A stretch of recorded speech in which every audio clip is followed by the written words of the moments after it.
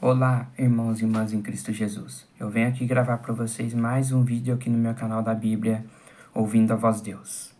E no vídeo de hoje é a Escola Sabatina de Cristo em Filipenses e Colossenses, a lição de número 6, que tem como tema aí, confiança somente em Cristo. Nós só temos que confiar em Cristo, mas em ninguém. Cristo é que nos traz a paz, é Cristo que está do nosso lado, é Cristo que nos ajuda, a confiança é somente nele. Porque a Bíblia diz aqui em Jeremias, capítulo 13, versículo 5, diz assim: Assim diz o Senhor, maldito é o homem que confia nos homens, que faz da humanidade mortal a sua força, mas cujo coração se afasta do Senhor. A Bíblia está dizendo em Jeremias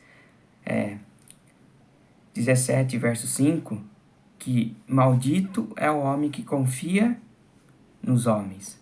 Então, nossa confiança é somente em Cristo, porque o coração do homem se afasta do Senhor. Se afasta. Mas o verso 7, aqui em Jeremias 17, verso 7, diz assim: Mas bendito é o homem cuja confiança está no Senhor, cuja confiança nele está. A nossa confiança é somente no Senhor, não é em homens. Porque aqui no verso 9 de Jeremias 17 diz assim: O coração é mais enganoso que qualquer outra coisa, e sua doença é incurável. Quem é capaz de compreendê-lo? Quem é capaz de compreendê-lo? É o Senhor, porque o Senhor, ele sonda o nosso coração. E aqui no verso 10, Eu sou o Senhor que sonda o coração, examina a mente, para recompensar a cada um de acordo com a sua conduta, de acordo com as suas obras. Então, a nossa confiança tem que estar no Senhor, em Jesus Cristo, não em homens, porque o coração do homem é enganoso. Só Deus conhece o nosso coração.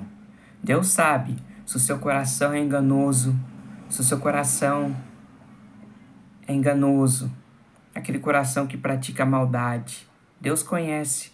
Deus sabe também o coração daquela pessoa se é bondoso, se é um coração humilde, se é um coração que faz o bem para as pessoas. Somente Deus, ele sonda o nosso coração. Aí em Filipenses 3, verso 10 e 11, olha que Paulo diz: O que eu quero é conhecer a Cristo. Se era o desejo de Paulo conhecer a Cristo, tem que ser o nosso desejo também de conhecer a Cristo e o poder da sua ressurreição e tomar parte nos seus sofrimentos e me tornar como ele na sua morte, para de algum modo alcançar o quê? A ressurreição dentre os mortos. Paulo está dizendo que ele queria o quê? Alcançar a ressurreição dentre os mortos. Isso vai acontecer na volta de Cristo. Quando Cristo voltar, ele vai ressuscitar os mortos. E vai ressuscitar Paulo. Porque Paulo, ele foi um apóstolo de Cristo, foi escolhido por Cristo para levar a palavra para os gentios. E Paulo pregou a ressurreição de Cristo. Paulo pregou a salvação de Cristo. Então nós temos que ser como Paulo, pregar a palavra, falar de Deus para as pessoas, levar a palavra de Deus e confiar somente em Cristo. Nós temos que ter o desejo de conhecer a Cristo. Quanto mais você conhece a Cristo, você vai ficando cada vez mais perto dele. Cada vez você vai alcançando a salvação. Cada vez você vai sendo uma nova criatura, porque quem está em Cristo é nova criatura. Há algo em que nós resiste à ideia de salvação somente pela fé. Então a salvação é somente pela fé, sem as obras da lei. De alguma forma, temos a tendência de confiar em nossos esforços, como se eles pudessem adicionar algo à nossa salvação. De maneira enfática, Paulo aborda essa questão em uma declaração polêmica, contra aqueles que insistiam que a circuncisão era essencial para a salvação. A fim de evitar que alguém considere suas ações como a circuncisão uma contribuição para a salvação, Paulo deixa claro que a justiça vem de Cristo, como um presente recebido pela fé e não pela lei, embora a circuncisão possa não ser um tema central hoje. O princípio que ela apresenta ainda permanece atual.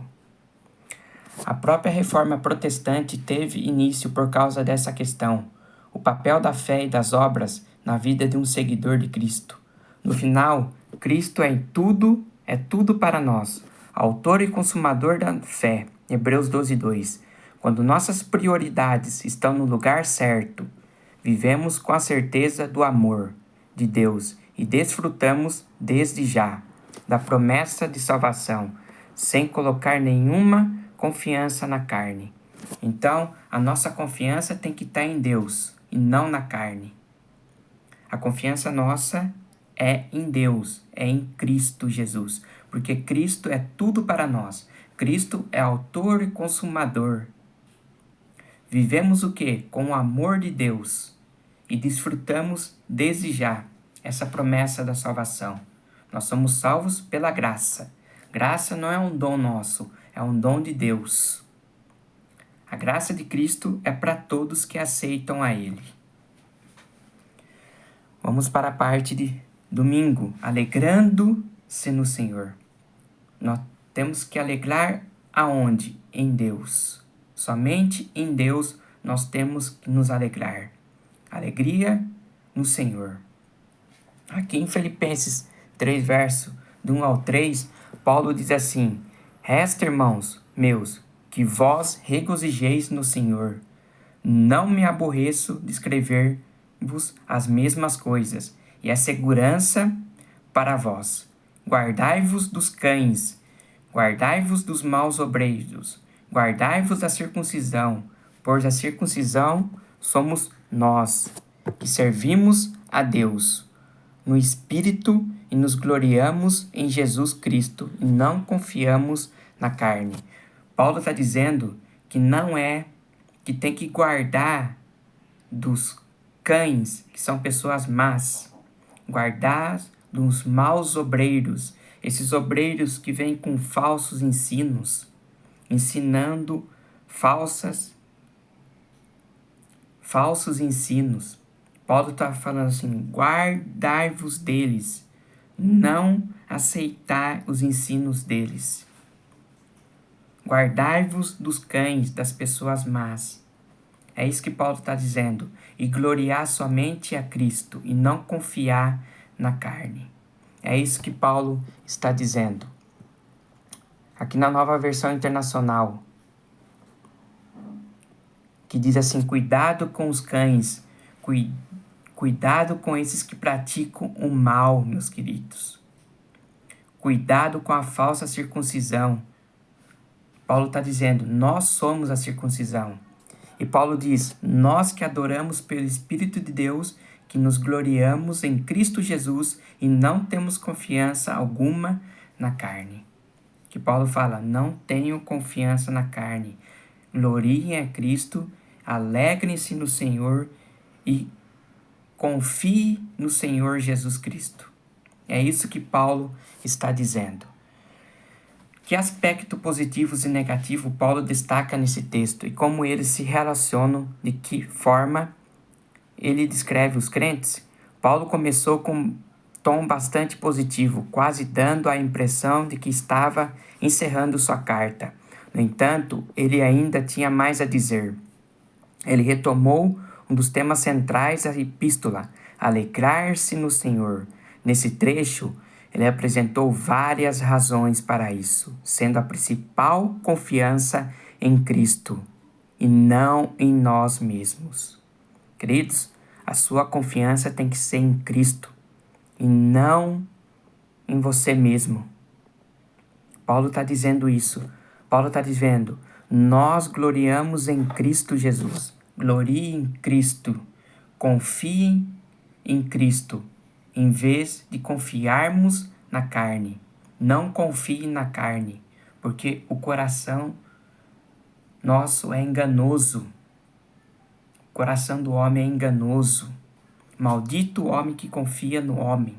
A nossa confiança é em Cristo. Gloria a Cristo. E diz aí, será que nós, de alguma forma, já aprendemos a importância de não confiar na carne? Paulo está dizendo que não é para confiar na carne. A advertência enfática de Paulo diz assim, em Filipenses 3:3 diz assim, cuidado, é repetida 3 vezes algo único nas Escrituras. Parece que os filipenses entendiam bem a ameaça a qual Paulo estava se referindo, em vez de tratar de 3 problemas distintos. Essa advertência parece se direcionar a um grupo de falsos mestres, descrito de 3 maneiras diferentes. Aí, no contexto de Israel, pessoas perversas ou não religiosas eram diversas vezes chamadas de cães. Em Filipenses 3:2. E compare com Salmos 22:16, Isaías 56:10 e Mateus 7:6, 2 Pedro 2, verso 21 e 22. Esses falsos mestres também foram descritos como maus obreiros. Além disso, Paulo os acusou de falsa circuncisão, Filipenses 3:2, literalmente mutilação, indicando que, como na Galácia e em outras regiões, eles tentavam impor circuncisão aos cristãos gentios, contrariando a decisão do concílio apostólico. Queridos, eu quero ler um texto para vocês em Deuteronômio capítulo, eu vou ver o capítulo aqui,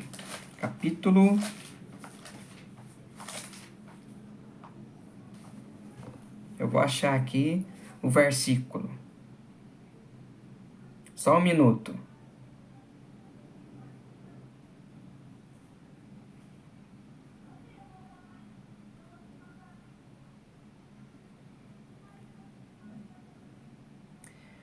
Diz assim, Deus está dizendo, aqui em Deuteronômio, que temos que circuncidar o nosso coração. Essa é a verdadeira circuncisão. Circuncide o seu coração. Seja um coração bondoso, não um coração de pedra. Essa é a verdadeira circuncisão que Deus está nos fazendo. Circuncide o seu coração. É isso que Deus está dizendo aqui na sua palavra. Circuncidar o seu coração. E esses falsos mestres estavam querendo levar a circuncisão para os gentios. Sendo que quando Cristo morreu na cruz, ele aboliu isso. Ele aboliu as ordenanças. Continuando. Curiosamente, uma solução para os desafios espirituais, incluindo o combate a falsas doutrinas, parece ser: alegrem-se no Senhor. Filipenses 3:1 e compare com Filipenses 4, verso 4. Olha o que nos traz alegria. Tudo aquilo que nos traz alegria também gera felicidade. A palavra de Deus é como um manual de instruções que nos orienta a encontrar a felicidade genuína e a alegria duradoura. Alguns elementos que promovem essa alegria incluem receber a misericórdia de Deus, em Salmo 31, verso 7, confiar nele. Salmo 51:11, experimentar as bênçãos da salvação. Salmos 9:14, adotar a lei de Deus como estilo de vida. Salmo 119, verso 14, incluindo o sábado. Isaías 58, verso 13 e 14, acreditar na palavra de Deus. Salmo 119, verso 162, e criar filhos que sigam os caminhos de Deus. Provérbios 23, verso 24 e 25. Então, está dizendo aqui que a palavra de Deus é um manual de instruções para nós. A palavra de Deus nos traz a felicidade, a alegria. Ela mostra a misericórdia de Deus, mostram as bênçãos da salvação, falam da lei de Deus como estilo de vida. Você que guarda a lei de Deus, você é abençoado por Deus. E a Bíblia fala também que temos que criar os filhos nos caminhos de Deus. Olha quanta coisa a Bíblia nos traz, que a Bíblia nos mostra. E fala do sábado, lá em Gênesis 2, verso 2, que Deus criou o mundo em 6 dias e descansou. Deus nos mostra que Ele descansou no sábado, que Ele criou o mundo em 6 dias. Deus nos mostrando as suas bênçãos. Por isso que Paulo fala, alegrem-se no Senhor. E aonde você vai encontrar essa alegria? Somente na palavra de Deus. Vamos para a parte de segunda-feira. A vida interior de Paulo. É comum que os cristãos, ao se converterem, pensem em sua vida em termos de antes e depois de aceitar Jesus como Paulo, em Filipenses 3. No entanto, seja certo ou errado, às vezes nos referindo àqueles que não são cristãos como pessoas boas e segundo os padrões do mundo, muito de fato, são, contudo, comparados aos padrões de Deus. Ninguém é bom, nem mesmo os cristãos. Aqui em Filipenses 3, dos versos 4 a 6, vamos ler esse texto. Paulo diz assim, embora eu mesmo tive razões para ter tal confiança, se alguém pensa que tem razões para confiar na carne, eu ainda mais, circuncidado no 8º dia de vida, Paulo pertence o que? Ao povo de Israel, a tribo de Benjamim, verdadeiro hebreu, quanto à lei, fariseu, quanto ao zelo perseguidor da igreja, quanto à justiça que há na lei, irrepreensível. Então Paulo, ele praticava a lei. Paulo foi circuncidado com 8 dias. Paulo, ele era da tribo de Benjamim. Paulo era hebreu. E Paulo também fez parte do Sinédrio.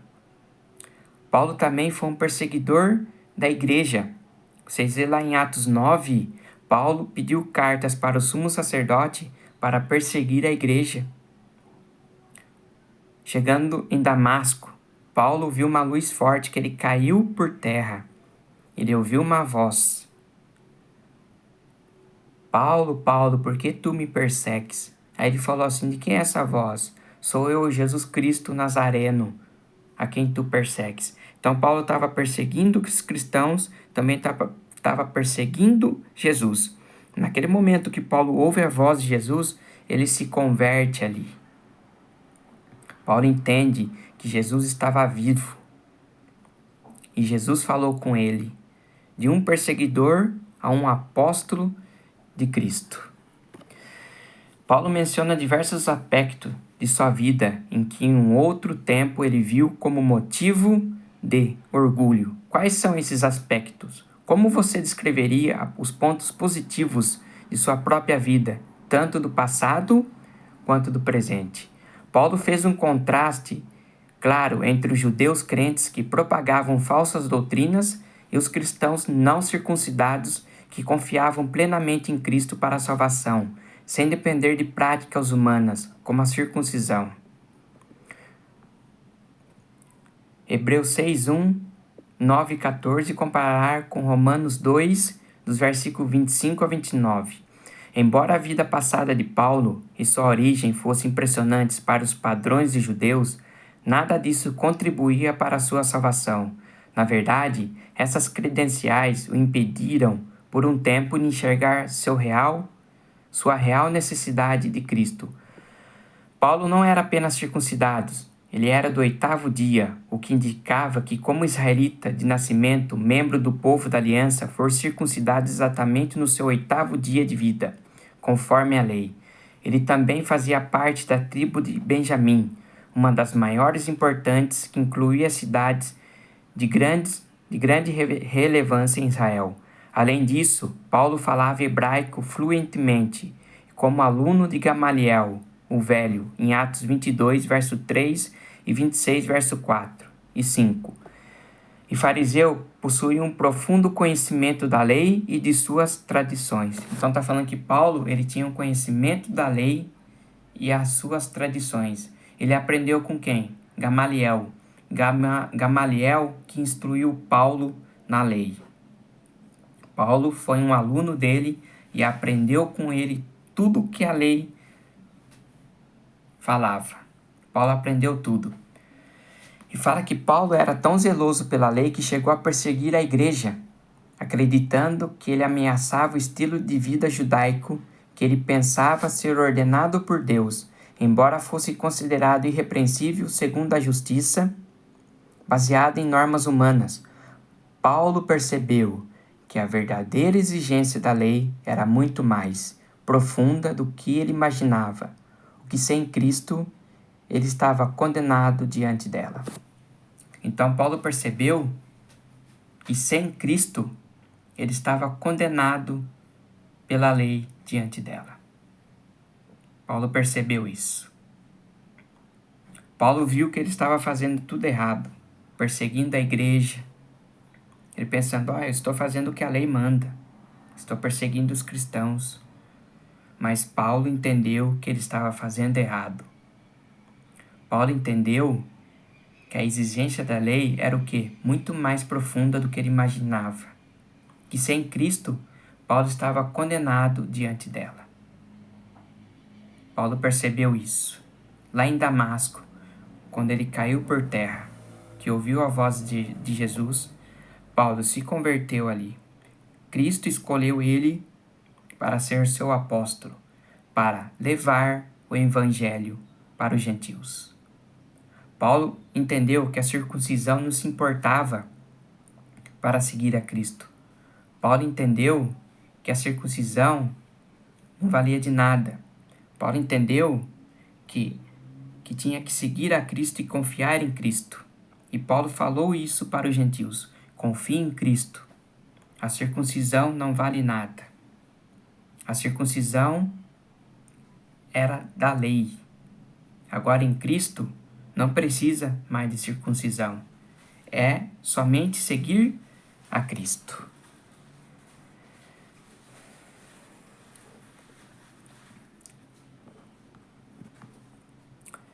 Terça-feira, o que importa? O que importa para nós? Vamos ver aqui. Como o estudo de ontem destacou aquilo que antes fazia, Paulo se orgulhar era, na verdade, um obstáculo à fé, pois o impedia de reconhecer sua necessidade de Cristo. Paulo usou a linguagem do comércio, de ganho e perda, para descrever sua contabilidade espiritual. Antes de sua conversão, embora muitas vezes evitemos refletir sobre isso, todo ser humano possui uma contabilidade espiritual. No passado, os valores de Paulo eram medidos pelos padrões judaicos da época, e não pelos valores bíblicos ensinados por Deus. Após sua conversão, sua contabilidade espiritual foi completamente transformada com uma mudança radical na escala de valores. Ele trocou a moeda do judaísmo pela moeda do céu. Aquele que desceu do céu pode falar sobre o céu e apresentar corretamente as coisas que formam a moeda do céu, sobre as quais ele estampou sua própria imagem e inscrição. Ele conhece o perigo em que se encontram aqueles que veio tirar da degradação, exaltar a um lugar ao seu lado em seu trono. Ele aponta o risco de se derramar afeto sobre objetos inúteis e perigosos. Ele busca desviar a mente daquilo que é terreno para o celestial, para que não percamos tempo e talentos e oportunidades com coisas que são pura vaidade. No contexto do judaísmo do primeiro século, Paulo tinha sido uma estrela em rápida ascensão. Contudo, ao ficar cego diante da visão de Jesus glorificado no caminho para Damasco, em Atos 9, sua visão espiritual foi corrigida, permitindo-lhe enxergar com clareza. Em João 9, um cego passou a ver. Jesus disse: Eu vim a este mundo, a fim de que os cegos não vejam, e os que veem se tornam cegos. João 9,39. Como esse princípio pode ser aplicado à sua própria vida? O que pode ser mais valioso do que a vida eterna no céu e na nova terra? Mesmo assim, muitos estão cegos pelos valores deste mundo. Há uma competição natural entre os valores terrenos. Valores terrenos. Vamos ver o que diz aqui. Vamos ver Mateus 13, 22. Quanto ao que foi semeado entre os espinhos, este é aquele que ouve a palavra, mas a preocupação desta vida e o engano das riquezas a sufocam, tornando-a infrutífera. Acontece isso hoje no mundo. As pessoas se preocupam mais com a riqueza, com as coisas desse mundo, com as coisas materiais, do que com a palavra de Deus. Isso é muito sério. E Lucas, olha aqui que diz aqui, o diabo levou Jesus. O diabo a levou a um lugar alto e mostrou num relance todos os reinos do mundo. Ele lhe disse, eu te darei toda a autoridade sobre eles e todo o seu esplendor, porque me foram dados e posso dá-los a quem eu quiser. Vamos ver a resposta de Jesus. Então Jesus disse assim, pois tudo que há no mundo, a cobiça da carne e a cobiça dos olhos, é a ostentação dos bens. Não provém do Pai, mas do mundo. Nós devemos nos preocupar o quê? Com a salvação. Nós temos que buscar a Deus enquanto há tempo. O diabo mostrou todos os reinos para Jesus. E Jesus não quis isso. Jesus falou, eu adoro somente a Deus. Então nós temos que tomar cuidado com a cobiça da carne e a cobiça dos olhos. Isso está no mundo. As pessoas preferem as coisas do mundo do que as coisas de Deus. Isso é muito sério. Temos que tomar cuidado. Porque os valores do céu, que inclui a semelhança com Cristo, é a salvação das pessoas. Então a salvação, meus queridos, é individual. Você tem que se preocupar com a sua salvação. A salvação está aí. A porta da graça está aberta. Mas não adianta você ficar com a cobiça no mundo, porque isso não é de Deus. A salvação é de Deus. A porta da graça está aberta. Mas quando a porta da graça se fechar, quem foi salvo foi. Quem não for, não vai ser mais. A fé de Cristo. Nós temos que ter a fé de Cristo. Cristo fala em sua palavra que nós temos que ter a fé de um grão de mostarda. Porque quando aquele grão de mostarda cresce, ela fica uma árvore grande e vem até os passarinhos fazer ninho nela. Porque a Bíblia diz em Hebreus que sem fé é impossível agradar a Deus. Sem fé, meu querido irmão, é impossível de você agradar a Deus. A fé mostra o que? Que você acredita em Deus. Mesmo você não vendo Deus, você acredita. A fé significa o quê? É aquilo que você sabe que vai acontecer, mas você não vê. E você tem fé que vai acontecer. É a mesma coisa Deus. Você não vê Deus, mas você tem fé e você acredita que Deus existe.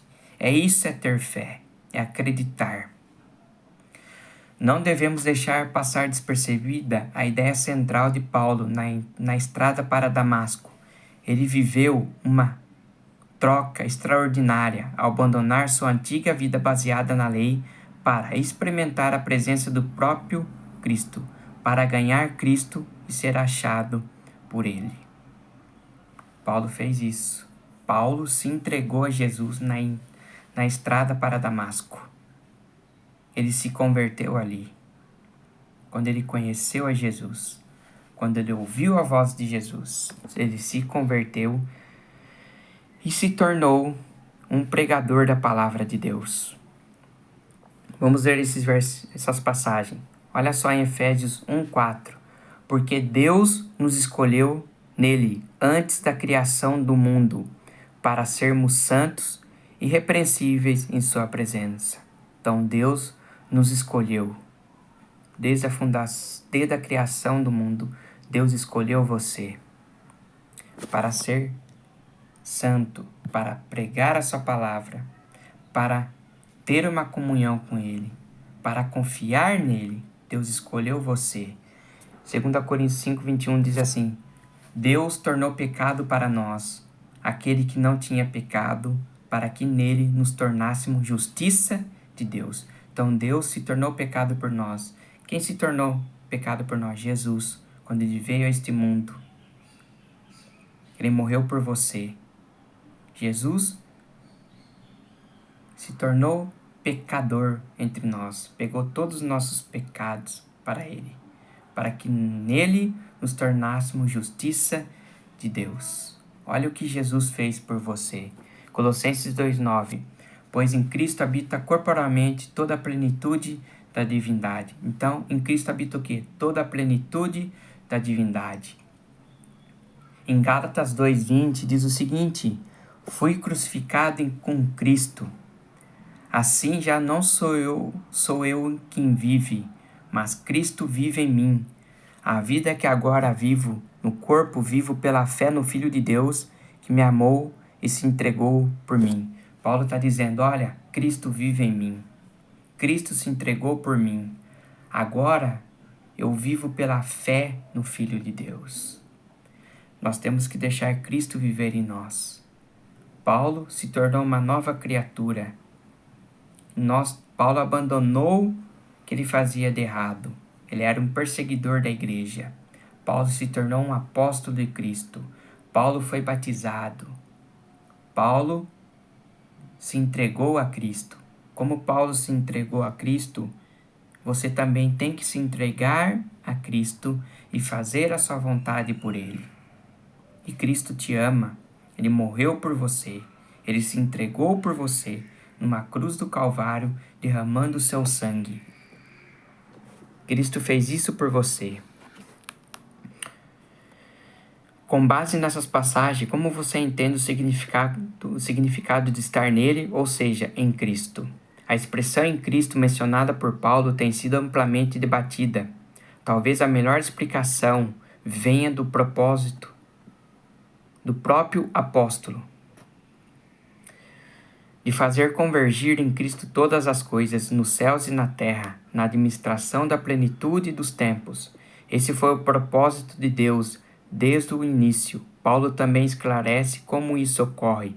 Vocês são dele, em Cristo Jesus, o qual se tornou para nós, da parte de Deus, sabedoria, justiça, santificação e redenção. Estar em Cristo envolve todos os aspectos do plano da salvação, desde o despertar de nossa compreensão espiritual, sabedoria, até a justificação pela fé, justiça e preparação para o céu, santificação, e por fim, glorificação na segunda vinda, redenção. A salvação é a obra completa de Cristo, tanto por nós quanto em nós. Assim, ao estarmos em Cristo, recebemos tudo o que necessitamos.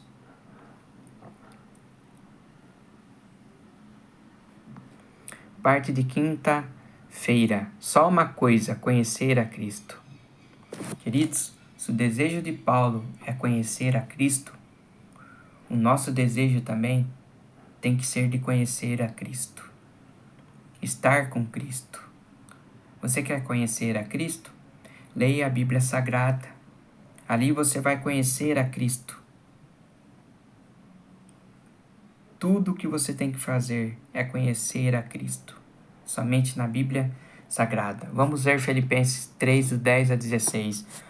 Olha o que diz aqui. Paulo diz: quero conhecer Cristo, o poder da sua ressurreição e a participação em seus sofrimentos, tornando-me como ele em sua morte, para de alguma forma alcançar a ressurreição dentre os mortos.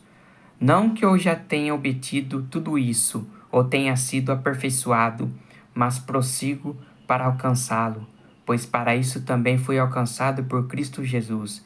Irmãos, não penso que eu mesmo já o tenha alcançado, mas uma coisa faço, esquecendo-me das coisas que ficaram para trás e avançando para que estão adiante, prossigo para o alvo, a fim de ganhar o prêmio do chamado celestial de Deus em Cristo Jesus. Todos nós que alcançamos a maturidade devemos ver as coisas dessa forma. E se em algum aspecto vocês pensam de modo diferente, isso também Deus lhe esclarecerá. Tão somente vivamos de acordo com o que já alcançamos. Vamos lá. Não há nada mais importante do que conhecer a Cristo, o que nos garante que Ele também nos reconhecerá diante do Pai. Mas como podemos conhecê-lo por meio de Sua palavra escrita, lendo e vivendo, embora não possamos conhecê-lo face a face, como os discípulos que ouviram pessoalmente e falharam em compreender Suas palavras. Isso reforça nossa necessidade do Espírito Santo para nos guiar. Quanto mais o conhecemos, mais nos aproximamos dele, porque experimentamos o poder da sua ressurreição, que nos eleva para uma novidade de vida. Paulo está dizendo, quando você conhece a Cristo, você se torna o quê? Uma novidade de vida, uma nova criatura. Você quer conhecer a Cristo? Leia a sua palavra e vive a sua palavra. Se entregue a Cristo. Abandone o que você fazia de errado. Não faça mais. E volte para Jesus. Se converta. Se torne uma nova criatura em Cristo Jesus. Outra maneira de nos aproximarmos de Jesus é tomando parte nos seus sofrimentos. Cada provação enfrentada e cada experiência dolorosa nos ajudam a entender melhor o que Jesus passou por nós e conhecer sua vontade de forma mais clara. Uma terceira forma de nos aproximarmos é avançando para o alvo. O que é esse alvo? Termo traduzido aqui, que aparece apenas uma vez no Novo Testamento, Scopus. Refere-se à linha de chegada de uma corrida e ao prêmio dado ao vencedor. Paulo o chama de prêmio do chamado celestial de Deus em Cristo Jesus. Assim como Cristo, que por meio de sua morte e ressurreição, subiu aos céus, Deus nos convida a receber a mesma recompensa celestial, a vida eterna. É claro que ainda não alcançamos esse objetivo. Nós seremos plenamente transformados até que o nosso corpo humilhado seja renovado, tornando-se semelhante a seu corpo glorioso. Filipenses 3, 21. Eu já falei esse verso aqui no meu canal. Que Jesus, quando Ele voltar, Ele vai nos transformar com seu corpo glorioso. Esse corpo que a gente tem do pecado, Jesus vai transformar nosso corpo a seu corpo glorioso.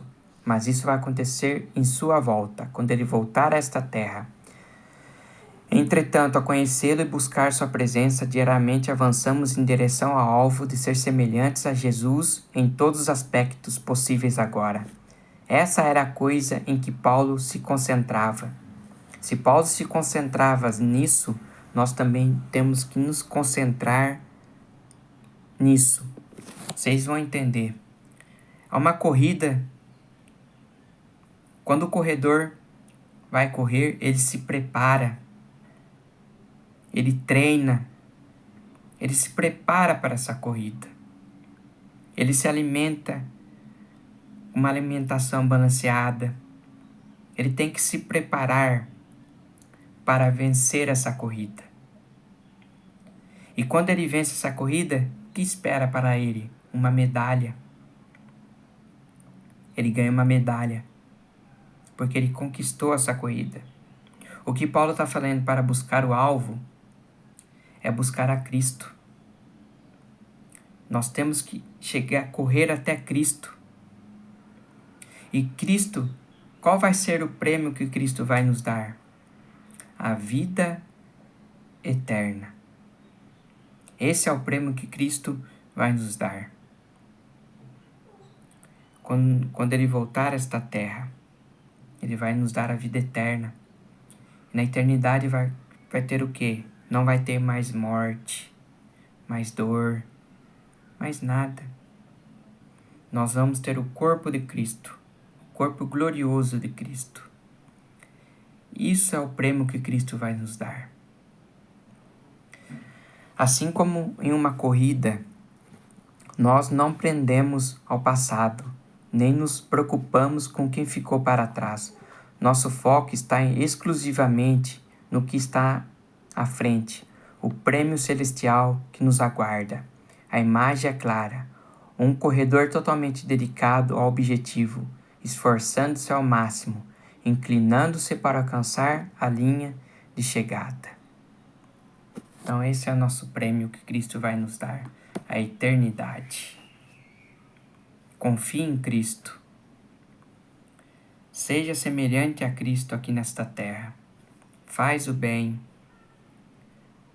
Fale de Deus para as pessoas. Fale o que Cristo fez na cruz do Calvário por ela. E prossiga para o alvo. E o prêmio celestial que a vida eterna. Então essa foi a lição de número 6. Confiança somente em Cristo. Que vocês se inscrevam no meu canal da Bíblia, ouvindo a voz de Deus. Deixe seu like. Ative o sininho das notificações para receberem meu vídeo. E compartilhe meu vídeo para o maior número de pessoas o conteúdo do meu canal. E até meu próximo vídeo. Tchau!